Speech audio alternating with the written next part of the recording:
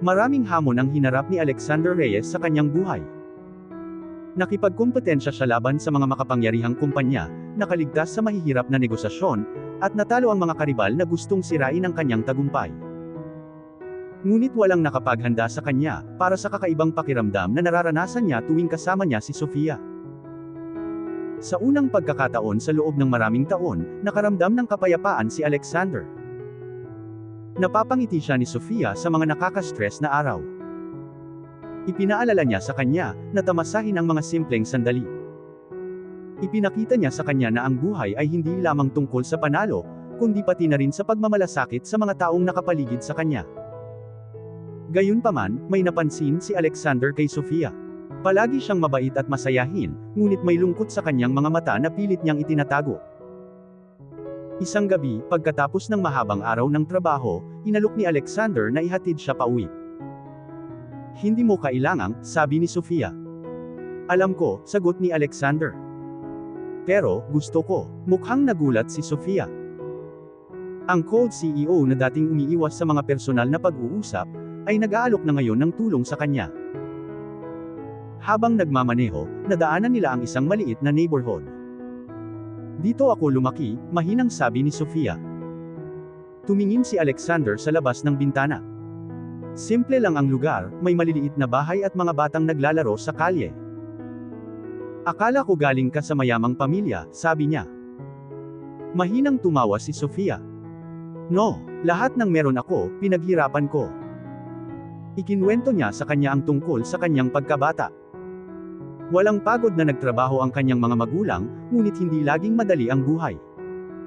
Nang magkasakit ang kanyang ama, kinailangan ni Sofia na akuin ang responsibilidad para sa kanyang pamilya sa murang edad.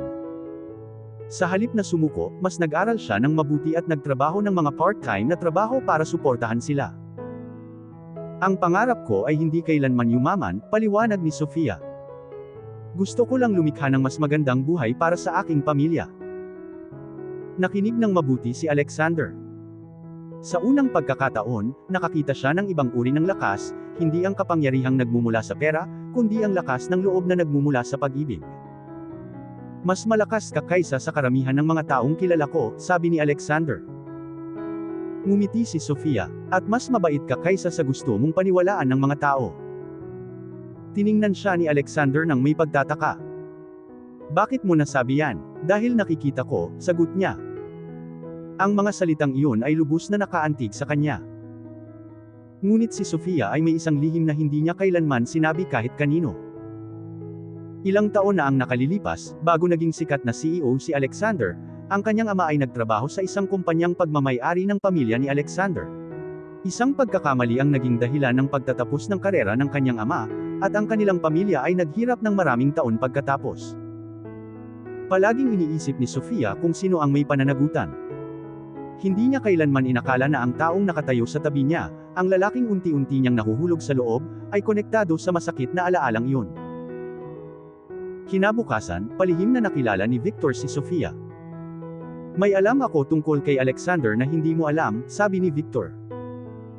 Mukhang naghihinala si Sofia. "Ano ang sinasabi mo?" Iniabot sa kanya ni Victor ang isang lumang dokumento. "Magbabago ito sa paraan ng pagtingin mo sa kanya." Binuksan ni Sofia ang file, at natigilan. Sa loob ay may impormasyon tungkol sa lumang kaso ng kanyang ama. At ang apelyido ni Alexander Reyes ay nakasulat sa mga dokumento. Samantala, naghahanda si Alexander ng isang surprise para kay Sofia. Gusto niyang sabihin sa kanya ang isang bagay na hindi pa niya nasabi kahit kanino noon. Gusto niyang aminin na siya na ang naging pinakamahalagang tao sa buhay niya. Ngunit hindi niya alam na matutuklasan ni Sofia ang isang katotohanan na maaaring maghiwalay sa kanila magpakailanman. Mag-isang nakaupo si Sofia sa park, nakatitig sa lumang dokumentong ibinigay sa kanya ni Victor. Nanginginig ang kanyang mga kamay habang binabasa ang bawat pahina. Totoo kaya talaga ito? Ang kumpanyang nagtanggal sa kanyang ama ilang taon na ang nakalilipas ay may pangalang Reyes International Group. Napuno ng luha ang kanyang mga mata. "Itinago ba ito ni Alexander sa akin?" bulong niya. Sa sandaling iyon, tumunog ang kanyang telepono. Si Alexander iyon. Sofia, free ka ba ngayong gabi? I have something important to tell you. Tiningnan niya muli ang dokumento bago sumagot. Sige. Nang gabing iyon, nagpa-reserve si Alexander sa rooftop ng isa sa kanyang mga hotel. Kumikinang ang city lights sa ibaba, at isang mesa ang inihanda na may paboritong pagkain ni Sofia.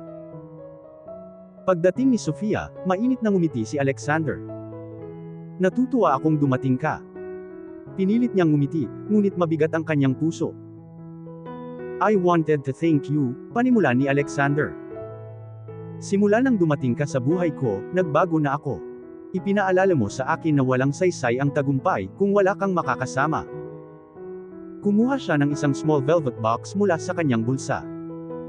Inside was not an engagement ring, but a beautiful silver necklace with a tiny heart pendant.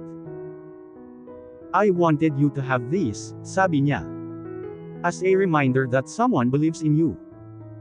Tinanggap ito ni Sofia, ngunit hindi na niya maitago ang kanyang emosyon. Alexander, malumanay niyang sabi. May kailangan akong itanong sa iyo. Anything. Inilagay niya ang lumang dokumento sa mesa. Did your family's company force my father to lose his job? Nawala ang ngiti ni Alexander. Dahan-dahan niyang kinuha ang dokumento, at binasa ito. Hindi ko pa, never seen this before. Please don't lie to me. Sabi ni Sofia, habang umaagos ang mga luha sa kanyang mukha. Nagtiwala ako sa iyo. Umiling si Alexander. Sinasabi ko sa iyo ang totoo. Nangyari ito ilang taon bago pa ako naging CEO. Ang tatay ko ang namamahala sa kumpanya noon. Humakbang si Sofia paatras. So, ang pamilya mo ay konektado sa lahat ng pinagdaanan ng pamilya ko. Yumuko si Alexander. Kung ang kumpanya ng pamilya ko ay nakasakit sa tatay mo, lubos akong humihingi ng paumanhin. Pero pangako ko sa iyo, hindi ko alam. Bago pa makasagot si Sofia, isang matandang lalaki ang naglakad patungo sa kanila. Si Mr. Eduardo Santos iyon, isang retired executive na nagtrabaho para sa ama ni Alexander, maraming taon na ang nakalilipas. Kayong dalawa ang hinahanap ko, sabi niya. Tiningnan siya ni Sofia nang may pagtataka. Huminga ng malalim si Mr. Santos.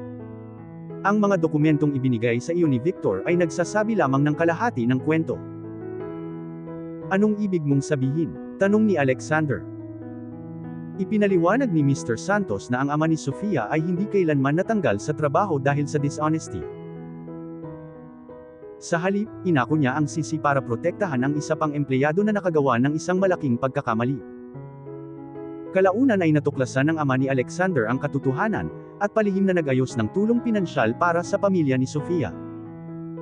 Ngunit dahil sa pride at hindi pagkakaunawaan, hindi nila kailanman tinanggap ang tulong. Itinago ni Victor ang mga pahinang iyon mula sa file, upang magmukhang nagkasala si Alexander. Napuno ng luha ang mga mata ni Sofia. So, Alexander wasn't responsible. Tumango si Mr. Santos. No, he is innocent. Dahan-dahang lumingon si Sofia kay Alexander. I'm so sorry. Marahang hinawakan ni Alexander ang mga kamay niya. Hindi mo kailangang humingi ng sorry. Sino man sa posisyon mo ay maniniwala sa ebidensya. For a moment, wala sa kanila ang nagsalita. Pagkatapos ay niyakap siya ng mahigpit ni Sofia. Ipinikit ni Alexander ang mga mata, at niyakap siya. Sa unang pagkakataon, pareho silang naniniwala na kayang malampasan ng pag-ibig, kahit ang pinakamalalim na hindi pagkakaunawaan. Ngunit mula sa malayo, pinagmasdan sila ni Victor ng magkasama. Nabigo ang kanyang plano, at ngayon ay naghahanda siya ng isang bagay na mas mapanganib. At dito na po, nagtatapos ang part 2 ng ating kwento. Sabay-sabay po nating abangan ang susunod na kabanata. Maraming salamat po. God bless and stay safe.